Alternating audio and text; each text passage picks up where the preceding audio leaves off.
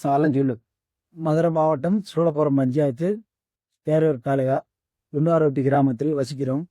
என் பேர் செல்லத்துறை. எங்கள் ஊரில் கிட்டத்தட்ட 40 ஆண்டுகளாக தண்ணி வசதி போதுமான அளவுக்கு இல்லாமல் மக்கள் வந்து எந்த சிரமப்பட்டுக்கிருந்தாங்க.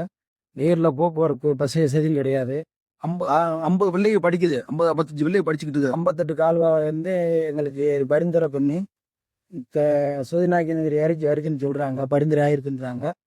திரும்ப எங்களுக்கு இந்த 30 கிராமத்தை சேர்த்து எந்த ஒரு சேர்த்து பண்ணி கொடுத்தீங்கன்னா கொஞ்சம் இதாக இருக்கும். இது இல்லாமல் நாங்கள் வந்து ஒரு 1000 ஏக்கர் பக்கம் எங்கள் ஏரியா சுற்றி இருக்குது. ஊரான போதுமான அளவுக்கு தண்ணி வசதி கிடையாது. இது இல்லாமல் வந்து கால்நடையை நம்பிட்டே மக்கள் இருக்கிறாங்க. அதுலேயும் 100 இரும்பு இருக்கிற இடத்துல வெறும் 40 மணி ஊர் நசிக்கிறாங்க. ஊராங்க வந்து வெளியூர் கிடியேட்டாங்க. ஏன்னா போதுமான அளவுக்கு தண்ணி நீர் வசதி எங்கே கிடையாது. விவசாயம் எல்லாம் போச்சு. போதுமான அளவுக்கு நீர் வசதி கிடையாது. இது இல்லாமல் வந்து நாங்கள் போக்குவரத்துக்கே ரொம்ப சிரமமாக இருக்குது. பிள்ளைய ஸ்கூல் பிள்ளைகளை 9 பிள்ளைய வச்சு கிட்டத்தட்ட வந்து ஒரு 8 கிலோமீட்டர் தாண்டி ஸ்கூலுக்கு போகணும். அதில் ஏன் ஸ்கூல் வந்து போகிறதுக்கு பஸ் வசதி ஒரு ஆட்டோ வசதி கூட ஊரில் கிடையாது.